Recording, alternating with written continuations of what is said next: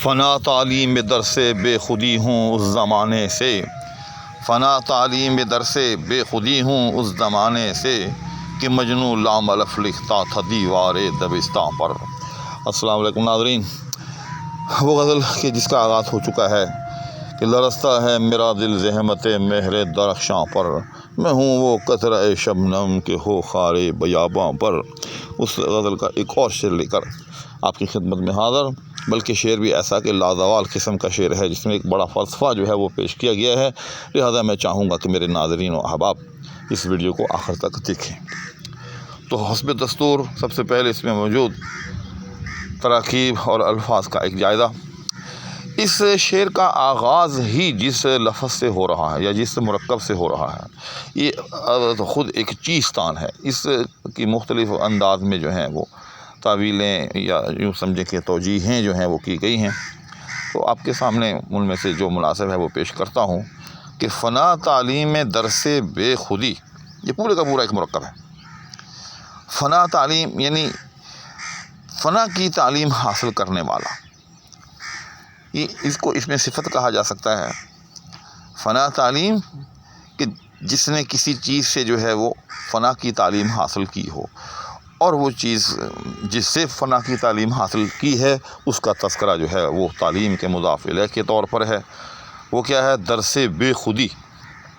اگرچہ درس بے خودی خود ایک الگ مرکب ہے جس میں درس جو ہے وہ مضاف ہے اور بے خودی مضاف الیہ ہے، لیکن یہ درس بے خودی جو ہے پورے کا پورا مرکب اگر ہم اس کو ایک لفظ قرار دیں تو پھر یہ یوں سمجھیں کہ فنا تعلیم کا مضاف الیہ ہو جائے گا۔ الغرض اس مرکب یعنی اس مکمل مرکب کا مطلب کیا ہوا؟ فنا تعلیم میں درس بے خودی، یعنی میں درس بے خودی سے فنا کی تعلیم حاصل کرنے والا ہوں۔ کلیئر؟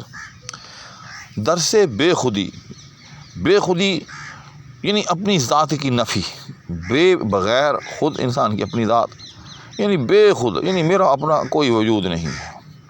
اسی سے اقبال کا وہ فلسفہ خودی ہے، اور یہ بظاہر بالکل متضاد ہے، کیونکہ اقبال کے ہاں جو ہے وہ درس خودی ہے، جبکہ غالب کے ہاں آپ دیکھ رہے ہیں کہ درس بے خودی ہے۔ تو اس کو انشاءاللہ پھر کسی وقت پر اٹھا رکھتے ہیں۔ یہ بھی ایک بڑا الگ موضوع ہے کہ دیکھیں کہ اقبال کے ہاں جو ہمیں خودی کا درس ملتا ہے، جبکہ غالب کے ہاں درس بے خودی ہے، تو یہ ایسا کیوں؟ تو بہرحال فنا تعلیم میں درس بے خودی ہوں اس زمانے سے، یعنی درس بے خودی جو مجھے دیا گیا یا مجھے ملا، اس سے میں نے ایک فنا کی تعلیم حاصل کی ہے، یعنی میں ایک فانی ہوں، اپنی ذات کی نفی کی تعلیم حاصل کی ہے۔ اور وہ کس زمانے سے حاصل کی ہوئی ہے؟ کہ مجنوں لام الف لکھتا تھا دیوار دبستاں پر۔ دبستاں کہتے ہیں اسکول کو، کالج کو، کسی بھی یوں سمجھیں کہ تعلیم کا مرکز ہو، کوئی بھی درس گاہ ہو، اس کو دبستاں کہا جاتا ہے۔ اور آپ نے دیکھا ہوگا کہ بچے جو ہوتے ہیں بالعموم اسکول کی دیواروں پر، درس گاہ کی دیواروں پر الٹا سیدھا جو ہے کچھ نہ کچھ لکھتے رہتے ہیں۔ تو غالب کہتا ہے کہ جس زمانے میں مجنوں ابھی لام الف لکھتا تھا، لام الف کا مطلب ہے لام الف لا، یعنی مجنوں جو ہے ابھی لا لکھا کرتا تھا، یعنی مجنوں ابھی اپنی تعلیم کے ابتدائی مراحل میں تھا، میں اس وقت سے فنا تعلیم میں درس بے خودی ہوں۔ اصل میں غالب نے اس شعر میں چند مفروضات قائم کیے ہیں، میں سمجھتا ہوں، اور ان پر پھر جو ہے شعر کی بنیاد یا عمارت جو ہے وہ استوار کی ہے۔ سب سے پہلا تو اس میں یہ مفروضہ ہے کہ مجنوں جو ہے اس کو اپنی ذات کے فنا میں کمال حاصل ہے۔ اور یہ مفروضہ کیوں ہے؟ مفروضہ اس لیے ہے کہ مجنوں جو تھا سب کو معلوم ہے کہ وہ لیلا کا عاشق تھا، اور عشق ہی وہ راستہ ہے کہ جس میں انسان جو ہے وہ اپنی ذات کی نفی کرتا ہے۔ کیوں کہ وہ اپنی ہر خواہش کو، اپنی ہر آرزو کو، اپنی ہر چاہت کو محبوب کی چاہت میں گم کر دیتا ہے، محبوب کی چاہت میں قربان کر دیتا ہے، حتیٰ کہ وہ اپنی ذات کو بھی محبوب کی ذات میں مدغم کرتے ہوئے وہ ہے کہ اس کی نفی کر ڈالتا ہے۔ الغرض عشق ہی ایک ایسا راستہ ہے کہ جس میں انسان جو ہے وہ اپنی ذات کی نفی کر ڈالتا ہے۔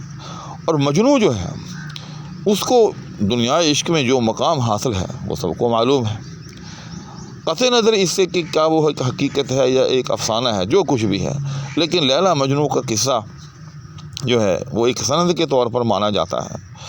اور صحرا نوردی اور دشت نوردی کے جتنے استعارے ہیں ہمارے ادب میں، وہ سب کے سب وہیں سے جو ہے ہمیں ملے ہیں کہ مجنوں جو ہے وہ بیابان کی خاک چھانتا رہا اور دشت نوردی کرتا رہا۔ الغرض مجنوں کو چونکہ عشق میں کمال حاصل ہے، تو اس سے ثابت ہوا کہ مجنوں کو جو ہے وہ بے خودی میں بھی کمال حاصل ہے، یعنی اپنی ذات کو اگر کسی نے فنا کیا ہے تو وہ مجنوں ہے۔ اب دیکھیں کہ غالب نے یہاں سے اپنے آپ کو کس مقام پر فائز کیا ہے کہ وہ مجنوں کہ جو مسلم ہے اپنی ذات کی نفی کرنے میں، تو وہ مجنوں ابھی جو ہے وہ ابتدا میں تھا، اس مجنوں کو بھی جو ہے ابھی تک اپنی ذات کی نفی کا کوئی ادراک نہیں تھا، بلکہ وہ تو ابھی لا لکھتا تھا۔ اچھا، اب یہاں سوال یہ پیدا ہوتا ہے کہ یہ جو کہا گیا کہ مجنوں کے مجنوں لام الف لکھتا تھا دیوار دبستہ پر، اس لام الف کا جو ہے وہ کیا مطلب ہے؟ تو بظاہر شعر سے یہ سمجھ میں آتا ہے کہ ابھی مجنوں کو بے خودی کی تعلیم کی ابتدا ہوئی تھی، یعنی ابھی وہ لا جو ہے اس کے اندر نہیں اترا تھا، اس کی ذات کا حصہ نہیں بنا تھا، بلکہ وہ ایام طفولیت میں تھا، ابتدا میں تھا۔ جیسے کہ عام طور پر بچے جو ہوتے ہیں وہ سکول یا اپنی درسگاہ کی دیواروں پر کچھ لکھ ڈالتے ہیں جو وہ پڑھتے ہیں، اور یہ ایک حقیقت ہے کہ بچے شروع میں جو سیکھتے ہیں نا، پھر اس کو وہ دیواروں پر سکول کی یا اپنی درسگاہ کی دیواروں پر لکھ بھی ڈالتے ہیں۔ تو ابھی تو مجنوں کو لا کی تعلیم کیا یوں سمجھیں کہ آغاز ہوا تھا، اور یہی وجہ ہے کہ وہ ابھی اپنی درسگاہ کی دیواروں پر لکھا کرتا تھا، یعنی ابھی مجنوں کو اپنی ذات کی نفی کا ادراک تو کجا، ابھی تک اس کو اس کی تعلیم شروع ہوئی تھی، اور میں فنا تعلیم در سے بے خودی ہوں اس زمانے سے، اور جب کہ مجھے اس زمانے سے جو ہے کمال حاصل تھا اپنی ذات کی نفی میں۔ یعنی مرزا غالب کہنا یہ چاہتے ہیں کہ دنیا عشق کا اگر کوئی سرخیل ہے، دنیا عشق میں اگر کسی نے اپنی ذات کو فنا کیا ہے، یا دنیا عشق میں اگر کسی نے کمال حاصل کیا ہے، تو وہ کوئی اور نہیں بلکہ وہ میں خود ہوں، حتیٰ کہ مجھے مجنوں پر بھی فوقیت حاصل ہے۔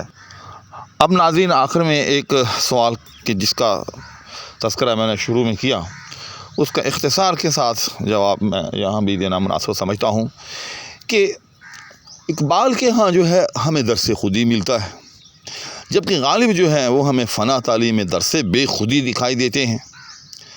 تو یہ کیا ہے؟ کیا دونوں کا فلسفہ جدا جدا ہے؟